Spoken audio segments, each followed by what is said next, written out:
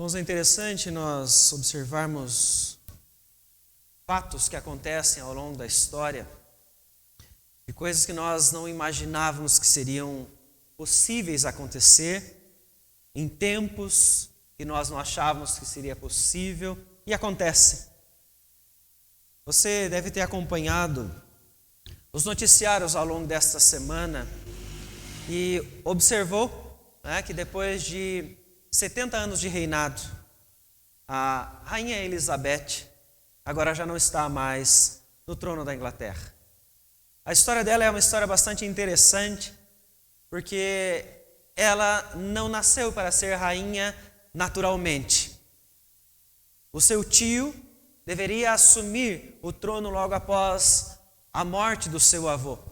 Porém, o tio de Elizabeth, ele abdicou do trono para viver suas vontades, fazendo assim com que o pai dela assumisse o trono. Com a morte do pai, ela acabou então se tornando a rainha da Inglaterra.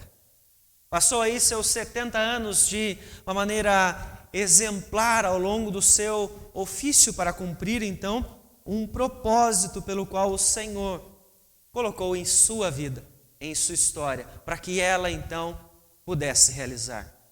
Nós vemos que o curso da história segue desta forma: cumprimento dos propósitos do Senhor sobre tudo que existe, em todas as esferas. Desde a nossa esfera mais particular, íntima, pessoal, cada um de nós, como quando olhamos organizações, quando olhamos países e, por fim, toda a história da humanidade. Deus está guiando tudo para cumprir o seu propósito. Mas com isto nós podemos voltar a uma pergunta sobre responsabilidade. Se Deus está guiando toda a história da humanidade, então há responsabilidade sobre as nossas vidas, sobre os nossos atos? E nós temos que dizer que sim. Apesar de toda a ação soberana de Deus, ao longo da história, guiando tudo para que cumpra os seus propósitos, não deixamos de ser responsáveis quando descumprimos a vontade do Senhor. Quando nós nos afastamos do caminho que nos levaria a cumprir aquilo que honra ao Senhor. Mas a pergunta então seguinte é: qual é a vontade de Deus? Qual é a vontade do Senhor para a sua vida? Qual é o propósito de Deus? Muitas pessoas, apesar de buscarem a Deus, desconhecem o motivo pelo qual Deus está as chamando. Desconhecem qual é o propósito de suas vidas e não sabem qual é o destino para o qual elas estão trilhando. Por isso hoje nós vamos pensar para compreender melhor sobre a clareza dos propósitos. E eu convido você a abrir a palavra do Senhor no livro de Juízes, capítulo de número 13, para nós fazermos a leitura neste momento do versículo 1 ao versículo 7.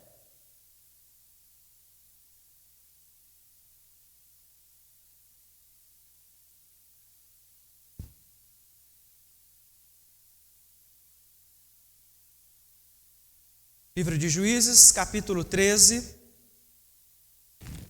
faremos a leitura do versículo 1 ao versículo 7.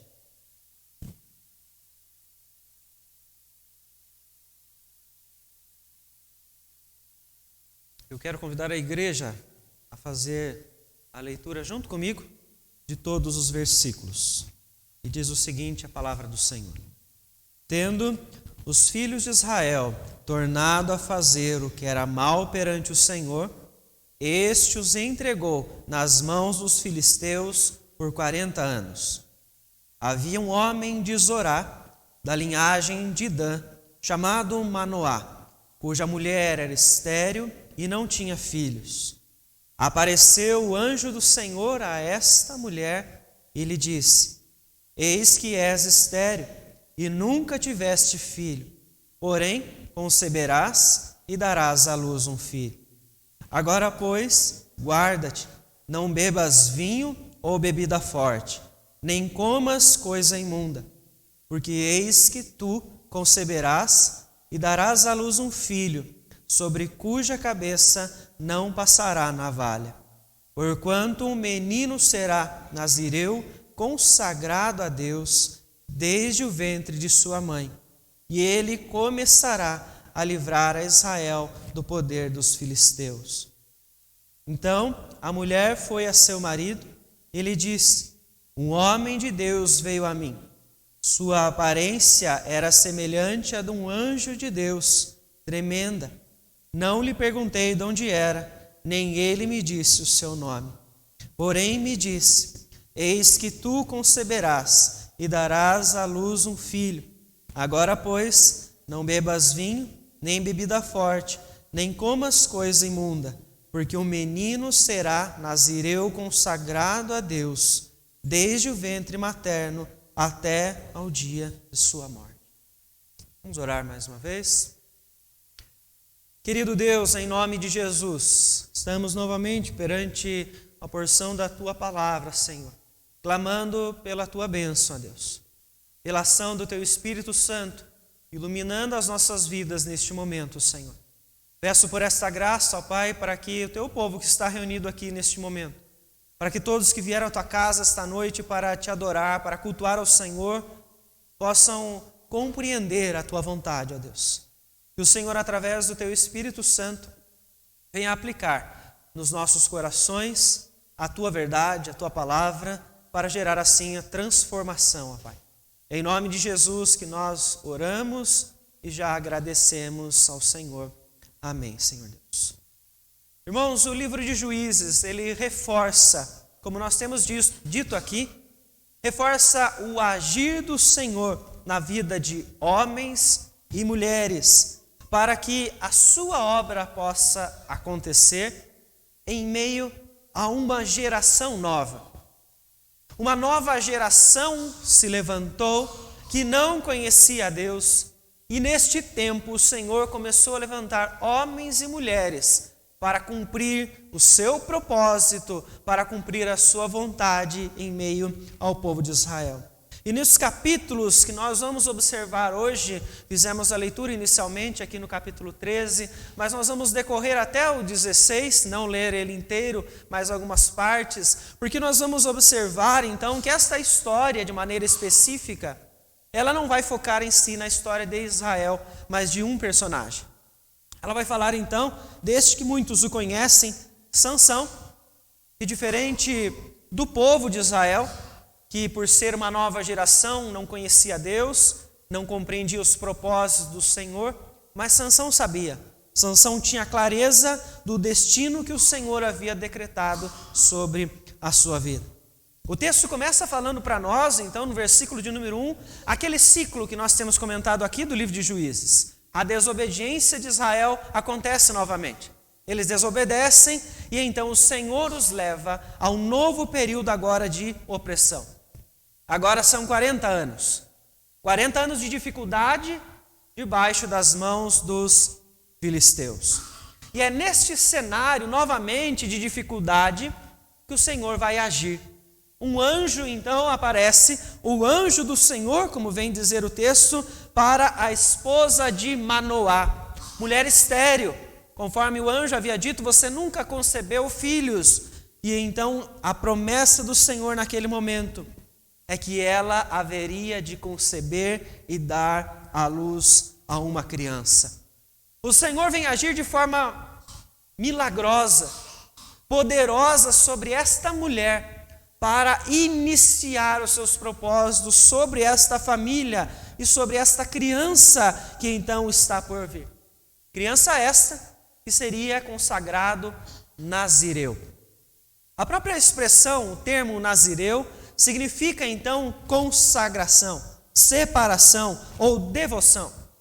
O nazireu poderia viver isso de duas formas, ou seriam aqueles chamados por um tempo específico para então cumprir este voto, ou eles fariam isso por toda a sua vida.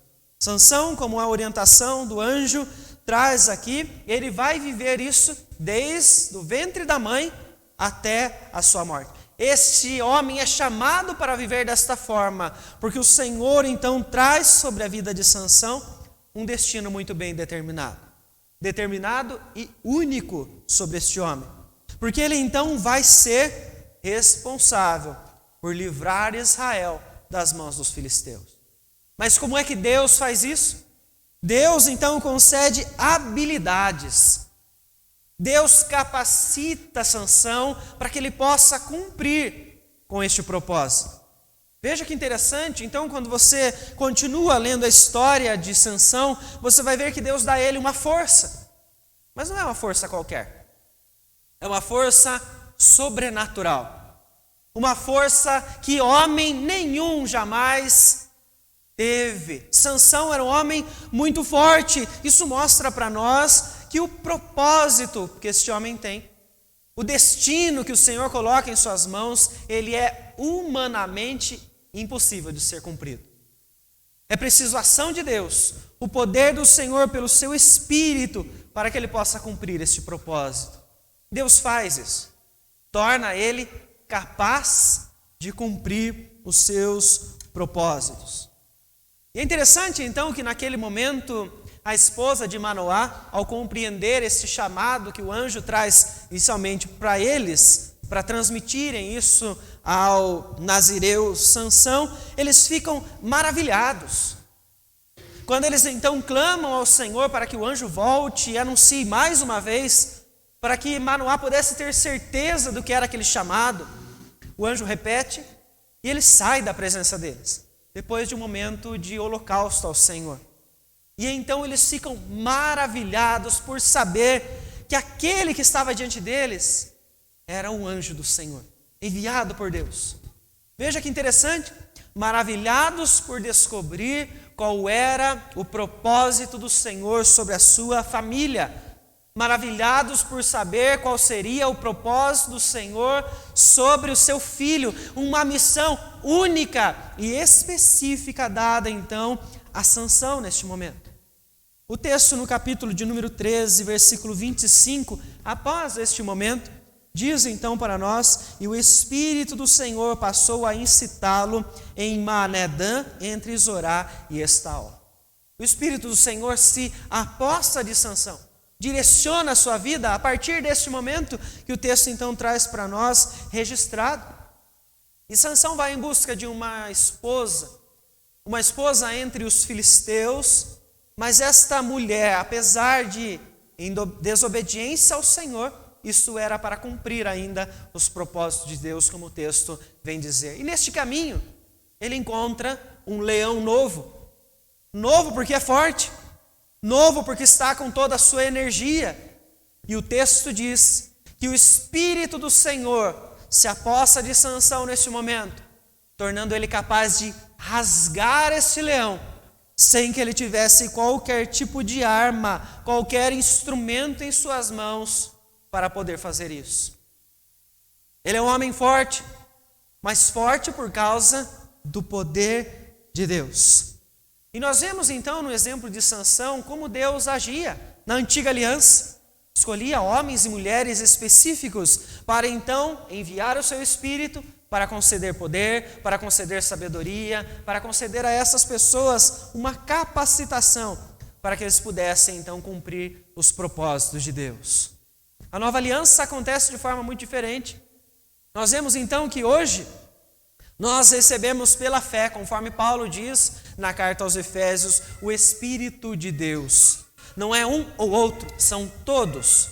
Todos aqueles que creem no Senhor, que creem em Cristo Jesus, receberam o Espírito de Deus, o poder do Espírito de Deus para cumprir os propósitos do Senhor. Apesar disso, ainda temos muitas pessoas que buscam a Deus e não têm a clareza dos propósitos de Deus sobre as suas vidas.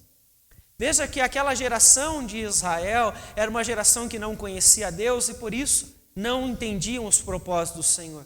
Sansão naquele momento, apesar de saber, nós vemos então que ele está naquele momento iniciando a sua vida diante do Senhor e vai nos trazer um grande exemplo sobre como viver os propósitos de Deus. Porque nós vemos que ele está em meio a uma geração que, como temos falado aqui, não era mais a geração forte de Israel, mas era uma geração fraca, frágil, que nós chamamos outro dia de geração de cristal. Uma geração que não compreende a missão dada pelo Senhor e por isso andava facilmente em caminhos pecaminosos. Mas eu pergunto a você, qual é a sua missão? Qual é o seu propósito? Se nós formos olhar como igreja, qual é o chamado da igreja? Se você analisar alguns textos, você pode então encontrar esta resposta, dizendo então que a nossa missão, o nosso chamado é servir neste mundo assim como Cristo Jesus o fez. Porém, quando você para um pouco para pensar nesta afirmação, você precisa lembrar antes qual era a missão de Jesus. E quando você lembra disso, entende que Jesus não veio para fazer uma missão qualquer. Jesus veio a este mundo para morrer na cruz. Algo que nenhum ser humano pode fazer. Jesus veio para trazer sobre nós redenção. Redenção àqueles que creem. Redenção aos eleitos. Conceder a nós a fé. Aplicar sobre nós o efeito da cruz. Eu não fui chamado para fazer isso. Se você observar então a afirmação que muitas vezes nós estamos declarando, somos chamados para servir como Jesus. Não. A igreja não foi chamada para cumprir a missão que Jesus foi chamado para cumprir. Mas é interessante de ver que muitas vezes nós então afirmamos, não, vamos continuar, né? Vamos continuar a obra que Jesus fez. Às vezes utilizamos o texto de Atos capítulo 1, versículo 8 para dizer isso, que Jesus concede o poder para eles continuarem fazendo a obra, né? Continuar fazendo a obra de Jesus. Qual era a obra de Cristo? Jesus foi chamado por uma missão única, específica para Ele. Eu não tenho que continuar a obra de Cristo Jesus. A obra de Jesus já foi feita. A obra redentora de Cristo Jesus, ela já está completa. Não precisa de nós para encerrarmos, não precisa de nós para completarmos, inserirmos qualquer coisa sobre ela. Foi consumado. Jesus pagou o preço e ressurreto hoje, Ele intercede pelos santos. Nenhum de nós foi chamado para fazer isso. Porém, quando você observa que o ministério de Jesus era específico, então você entende, nem tudo aquilo que Jesus foi chamado para fazer faz parte da missão da igreja. O Evangelho de João, portanto, ele vem nos mostrar como é que Jesus se relacionava com o Pai. A intimidade que Jesus tinha com o Pai por ser Ele Filho de Deus. Uma expressão que se repete em vários momentos ao longo do Evangelho de João. Ele vem mostrar dependência, ele vem mostrar devoção, ele vem demonstrar submissão de Cristo Jesus àquele que o enviou. Quando você pensa então nisto, você precisa entender que aí sim, Jesus é para nós modelo, para nós cumprirmos o nosso chamado como igreja. É interessante de ver como Jesus, quando ele caminha, os evangelhos mostram isso para nós, ele caminha em várias cidades. Jesus não sai atrás daquelas cidades, procurando pessoas que estavam doentes, endemoniados, para que ele pudesse curar, para que ele pudesse expulsar os demônios. Não, ele não faz isso. Você observa que naquele momento, Jesus tem encontros específicos com pessoas diferentes, que estão vivendo momentos diferentes. Alguns sim, estavam doentes, alguns sim, estavam endemoniados, mas isso não é padrão. Jesus não corria atrás das cidades para ver essas pessoas, para mostrar o seu poder naquele momento. Ele estava ali para pregar o Evangelho, com sabedoria, com submissão, para cumprir a missão daquele que o enviou. Isso é fruto de uma vida de intimidade que ele tinha. Por quê? Porque ele tinha clareza dos propósitos de Deus, do Pai, sobre ele. Ele tinha clareza da sua própria missão. Então, neste aspecto, a igreja observa e cumpre o seu chamado quando vive um relacionamento de intimidade, devoção e submissão com aquele que a enviou. Evangelho de João, capítulo de número 17, o próprio Jesus diz aos discípulos: o Pai me enviou, agora eu envio vocês. A mesma demonstração de intimidade e submissão que Jesus tinha com o Pai quando ele cumpriu o seu chamado, a igreja agora deve usar como modelo. O que Jesus fazia quando caminhava? Pregava, dava testemunho, ensinava as pessoas. Assim a igreja tem como seu chamado pregar, testemunhar, fazer discípulos, anunciar, testificar sobre a morte, ressurreição, revelando a todas as pessoas a nova vida que elas podem ter pela fé. Novos discípulos, os quais devem ser conduzidos, reunidos para glorificar ao Senhor. Continuar adorando ao Senhor e vivendo em obediência a Deus por toda a eternidade. Meus irmãos, nós somos chamados pelo Senhor Jesus.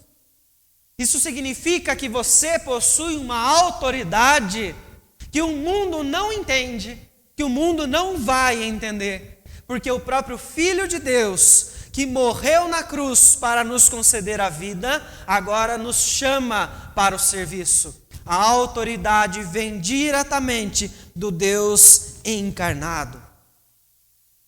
Mas há um problema nisso. A geração que nós vivemos hoje é a geração de Israel naquele tempo. Uma geração fraca, uma geração frágil, uma geração que tem perecido por falta de conhecimento e por isso não cumpre os propósitos de Deus. Não tem clareza do que então devem fazer para honrar ao Senhor. E por isso, como Israel, acabam vivendo em pecado.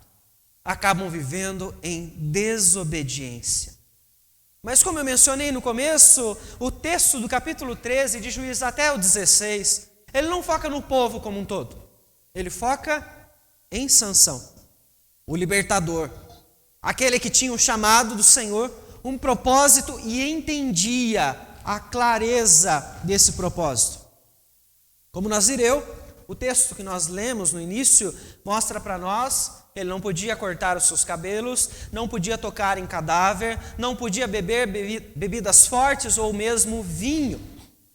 Apesar disso, o texto mostra para nós que Sansão viola a lei de Deus. E ao passar novamente próximo daquele leão que ele havia matado, ele se depara então com um enxame de abelhas. E naquele momento ele sentiu vontade de pegar um favo de mel e ele toca naquele cadáver, pega aquele favo de mel e não torna isso conhecido a ninguém, nem aos seus pais, nem à sua esposa. Sansão passa por um instante onde ele então se afasta da sua esposa e os filisteus nesse momento entregam a sua esposa para outro homem. Quando Sansão descobre isso, ele fica irado. Ele quer se vingar daqueles homens. Ele é tomado de uma postura naquele instante, onde ele quer pagar eles com o mesmo preço pelo aquilo que eles fizeram. Ele então começa a estruturar um plano na sua mente e ele vai ao ponto de atear fogo sobre a plantação dos filisteus. Como é que você acha que os filisteus ficaram nesse momento? Como é que você acha que eles reagiram? Capítulo de número 15, versículo de número 16. Perdão, capítulo 14.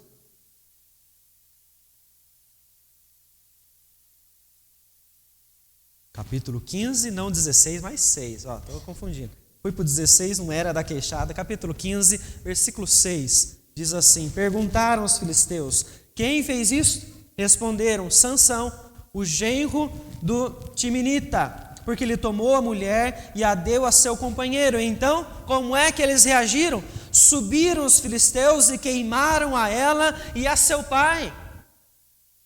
Veja então como é que a vida de Sansão começa a ser transformada, um homem consagrado a Deus, que agora começa a agir de maneira vingativa, pelos seus próprios desejos, pela sua instabilidade emocional. Ele viola a lei de Deus, tocando no cadáver, e agora começa a levar os outros a ações pecaminosas. Já havia se casado com uma mulher dos filisteus, agora levou ela a ser morta por fogo, por causa de uma reação raivosa que este homem tem nesse instante. Ele está colecionando violações, ele está colecionando pecado sobre pecado, deixando de revelar assim a graça do Senhor, para que a sua vontade possa ser feita, para que o seu descontrole possa ser então visto, para que a sua carência possa ser então alimentada, para que a sua manipulação, facilidade de ser manipulado, ela vem surgir então em meio a esse texto. Isso vai acontecer quando ele então se casa com uma personagem que talvez muitos conheçam quando falam de Sansão. Ele se casa então com Dalila. O texto mostra para nós então que quando ele se envolve com Dalila, o destino do Senhor, o propósito de Deus na sua vida está cada vez mais próximo de se cumprir. Porém, esta mulher, influenciada pelo seu povo, os filisteus, ela começa a tentar descobrir como é que ele então é tão forte assim. Eles querem saber porque eles querem destruí-lo. Eles querem acabar com a sua força. E ela pergunta uma vez, ele mente para ela. Ela pergunta uma segunda vez, ele mente novamente para ela. E ela chega para ele, então ela diz: como você diz que você me ama, se não está comigo no teu coração? Capítulo 16, versículo de número 15. Ela começa a fazer um jogo emocional com ele. E pela carência que este homem tem, com aquela mulher é visto isso, e a facilidade que ela tem de manipulá-lo, ele então entrega, pela insistência dela. Versículo 16 do capítulo 16, importunando ela todos os dias com suas palavras, e molestando-a, apoderou-se de sua alma de uma impaciência de matar. Ele não aguenta mais. Ela está insistindo. Ela está repetindo o mesmo pedido. Conte para mim de onde vem então a sua força. E ele acaba contando para ela que a sua força então agora estava nos seus cabelos. O texto mostra para nós então que ela conta isso aos filisteus. E eles utilizam isso para que as forças de Sansão então sejam retiradas. Versículo 17 do capítulo 16, o texto diz: descobriu-lhe todo o coração e lhe disse: nunca subiu navalha a minha cabeça, porque sou nazireu de Deus. A violação da lei de Deus faz então neste momento com que um juízo venha sobre a vida deste homem. E o capítulo então 16, versículos 21 e 22 mostram para nós o que acontece com Sansão. Então, os filisteus pegaram ele, lhe vazaram os olhos e o fizeram descer a Gaza. Amarraram-no com 2 cadeias de bronze e virava um moinho no cárcere. E o cabelo de sua cabeça, logo após ser raspado, começou a crescer de novo.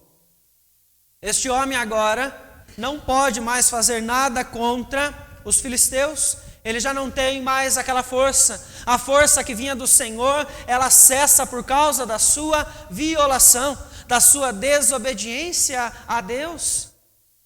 Ele que era chamado para então livrar a Israel, se igualou a este povo que estava vivendo em desobediência. Se igualou a esta geração fraca de Israel, que não conhecia a vontade do Senhor.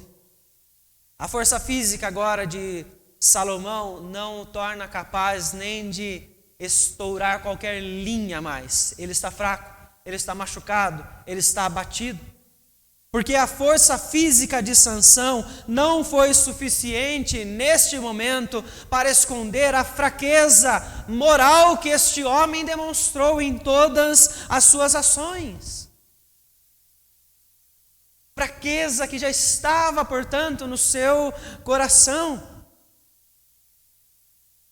Alguma vez você já se questionou por que a igreja não cresce? Alguma vez você já se questionou Por que a igreja não desenvolve? Por que as pessoas não estão servindo ao Senhor? Por que não há transformação das famílias? Por que nós não temos novos convertidos? Por que de uma maneira geral, não há um impacto forte na cultura de mudança, através daquilo que a igreja então pode fazer? Porque nós nos deparamos com uma geração fraca.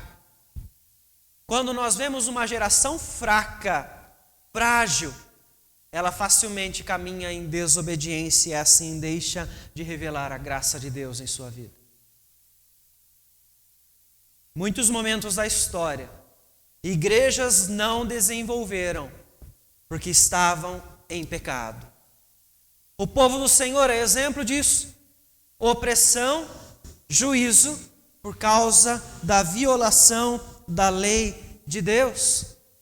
É nítido, irmãos, que apesar de muitas pessoas afirmarem ter fé em Cristo Jesus, possuírem assim o Espírito de Deus que habita nelas, é nítida a fraqueza moral de muitos crentes que vivem em desobediência, que vivem debaixo daquilo que o seu coração está querendo, nutrindo, portanto, a sua própria vontade em todos os momentos.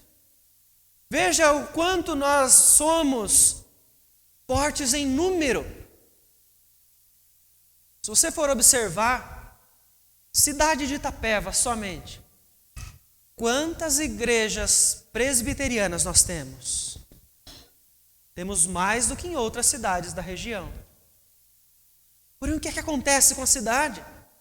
Por que nem todas as igrejas estão fortes? Por que nem todas as igrejas estão cheias? Por que não estamos abrindo novos campos? Por que não estamos plantando outras igrejas? Só há uma resposta. Se essas pessoas são cristãos convertidos e possuem o Espírito de Deus, a resposta é fraqueza moral. Número não importa.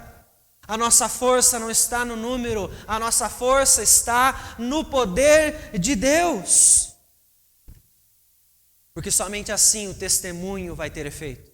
Somente assim a pregação vai ter efeito. Somente assim a sua vida de discipulado vai ter efeito. Somente assim os momentos que você vai testificar a graça de Deus vão ter efeito na vida daqueles que te ouvem. Meus irmãos, nós estamos presentes olhando num âmbito maior, até mesmo no governo. Mas isso não tem feito diferença na nossa sociedade.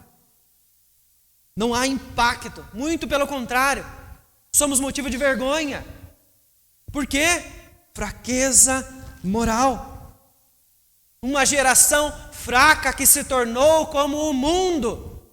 Uma geração fraca que se tornou como as outras pessoas, os outros povos que violam a lei de Deus somente para nutrir a sua carência pessoal. Sansão sofreu juízo por causa disso.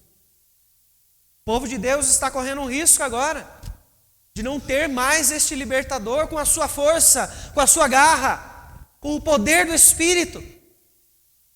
Vejam só há quanto tempo este povo está esperando libertação. 40 anos. Eles já estão sofrendo. E permanecem em sofrimento porque Sansão, agora, pelo seu bel prazer, escolheu desobedecer, tocar no cadáver, se casar com uma mulher dos filisteus, cortar os seus cabelos, algo que Deus havia então proibido. E ele, por causa disso, o texto mostra que se torna então objeto de escárnio.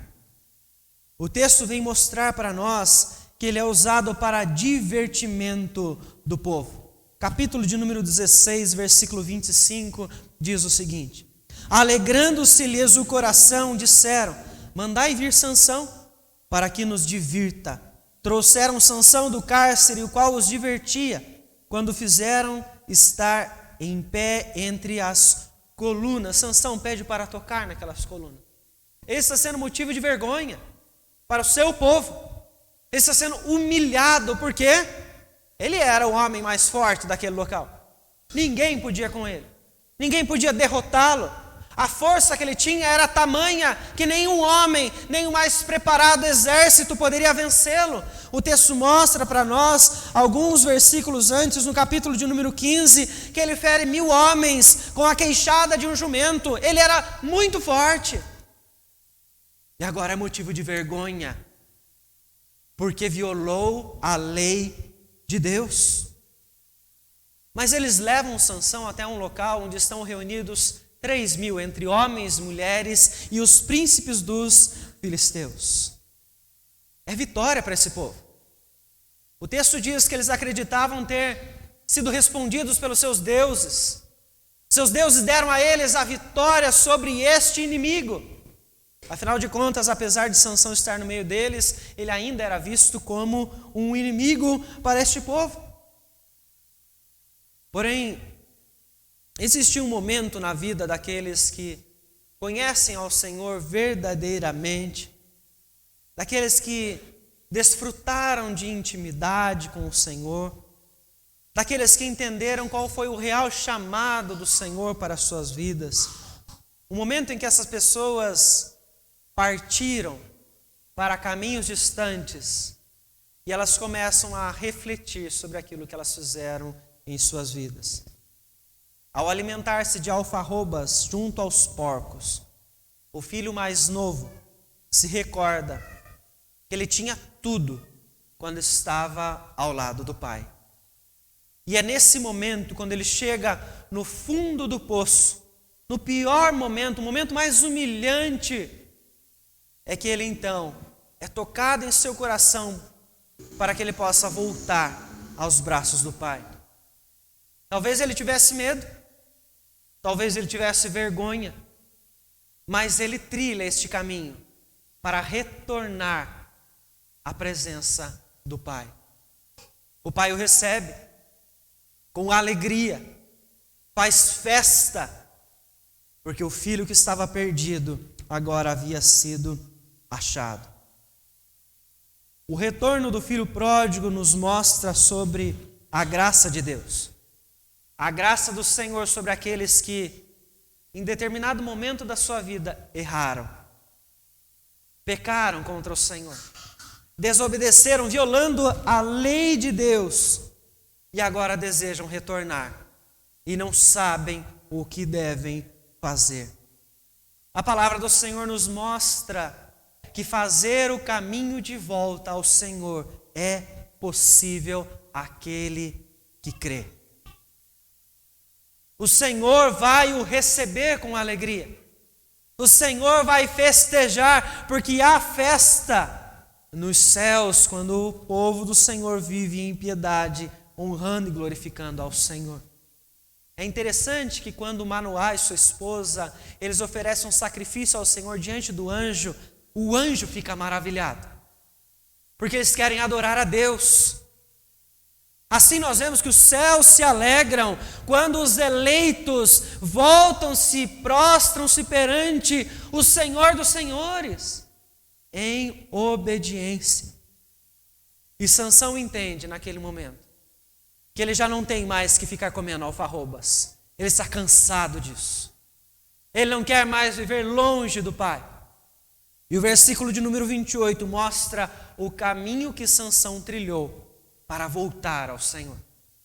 O texto diz, capítulo 16, versículo 28, Sansão clamou ao Senhor e disse: Senhor Deus, peço-te que te lembres de mim e dá-me força só esta vez, ó Deus, para que me vingue dos filisteus, ao menos por um dos meus olhos. Havia arrependimento neste coração. Porque quando você lê o texto em Hebreus, capítulo 11, quando fala sobre os heróis da fé, Sansão não é retirado deste grupo. Muito pelo contrário, ele é visto como um homem de exemplo da sua fé, apesar do seu erro. Porque o texto mostra para nós que Deus chamou um homem fraco para cumprir os seus propósitos. O Senhor restaura a força de Sansão. demonstrando o seu perdão, a sua misericórdia. E Sansão, naquele momento que estava encostado naquelas colunas, ele as abraça e ele puxa aquelas colunas com toda a sua força, fazendo com que aquele teto desabe sobre a cabeça dos 3.000 filisteus, entre príncipes, homens e mulheres, levando também Sansão à morte. Sansão teve a possibilidade de trazer um último ato em sua vida para honrar ao Senhor, para glorificar a Deus em obediência. Ainda é tempo de retornar. Igreja, ainda é tempo de viver em piedade. Ainda é tempo de nós testemunharmos do poder de Deus. Ainda é tempo de nós plantarmos igrejas. Se este for o último momento que nós temos, o que nós vamos fazer com ele?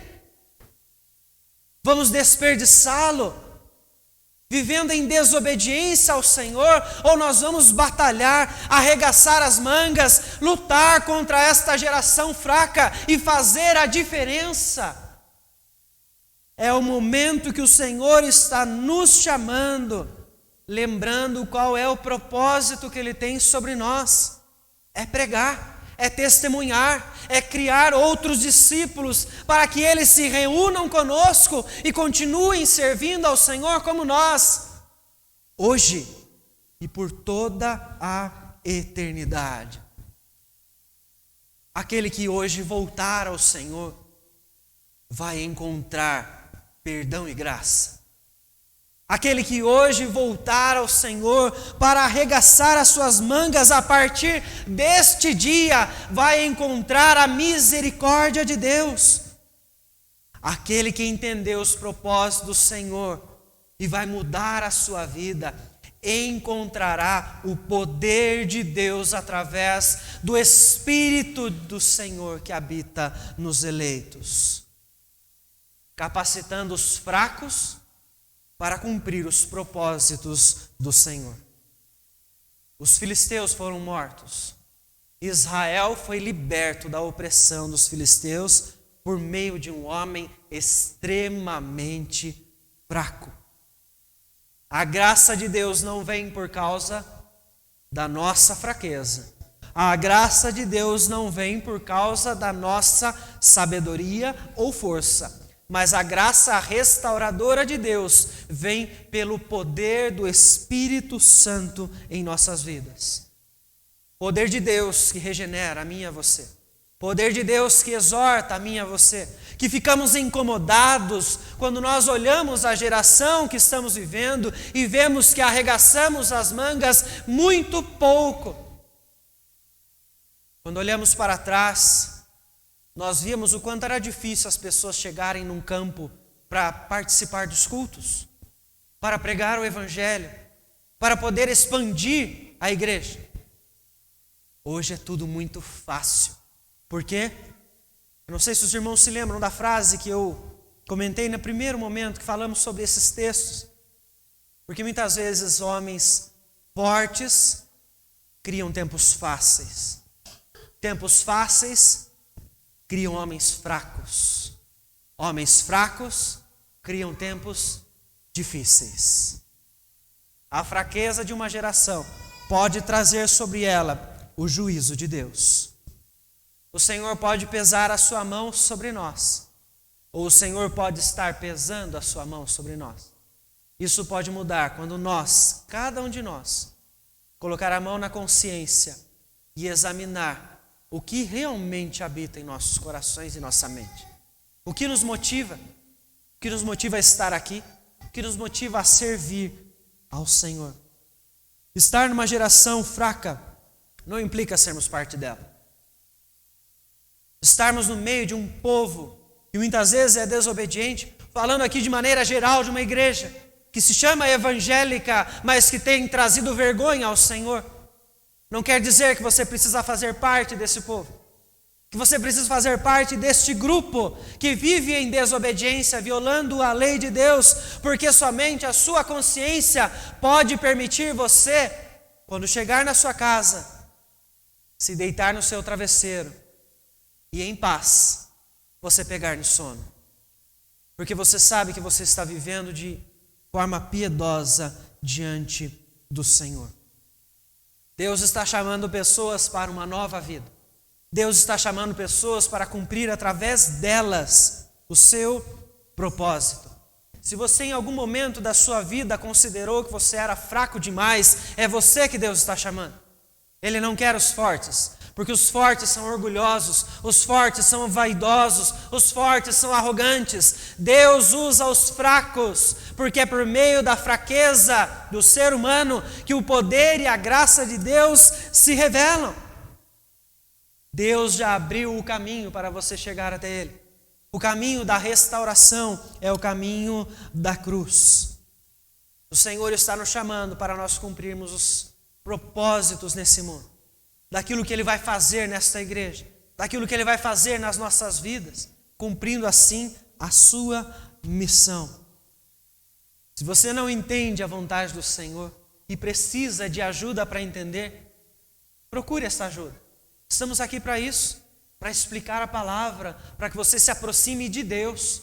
A sua intimidade com o Senhor, o seu relacionamento com Deus é o que mais importa. Porque só quando nós estivermos vivendo essa vida de intimidade, seguiremos o modelo de Cristo e cumpriremos o nosso propósito. É tempo de mudança, irmãos. É tempo de eu e você seguirmos um novo rumo. É tempo de nós vivermos a nova vida. É tempo de um novo momento para o povo do Senhor, porque nós podemos voltar a Deus em arrependimento hoje. Que o Senhor nos abençoe. Porque, meus irmãos, nós presbiterianos somos os primeiros a bater no peito e dizer: nós temos a melhor doutrina. De nada adianta uma boa doutrina, de nada adianta uma denominação histórica, de nada adianta uma boa localização, bons recursos, se nós não unirmos obediência à intimidade com Deus. Nada vai acontecer se nós tivermos tudo isso e continuarmos vivendo em pecado longe do Senhor. Não cumpriremos o seu chamado. Afaste-se das alfarrobas. Não foi para isso que Deus te chamou. Não é para você ficar se alimentando dessas migalhas, daquilo que é dado aos porcos. Deus concede a você o melhor. Basta você estar na presença dEle. Basta você viver em comunhão, em intimidade com o Senhor. Porque Ele vai te capacitar para testemunhar, para pregar, para fazer discípulos, para testificar da graça que agiu em você. E quando você se dispor a isso, você vai ver o que é crescimento da igreja. Porque igrejas geram igrejas. Somente quando a igreja desperta para um momento de avivamento, que nada mais é do que obediência, é que nós vemos a expansão das igrejas do Senhor onde nós vivemos. Que Deus nos abençoe. Deposite sobre nós graça, perdão e misericórdia, porque nós somos fracos e precisamos do Senhor constantemente para nós podermos cumprir os seus propósitos. E que assim o Senhor use as nossas vidas para o crescimento da igreja, com novos discípulos, através do testemunho, através da vida de serviço que nós vamos colocar à disposição do nosso Deus. Quero convidar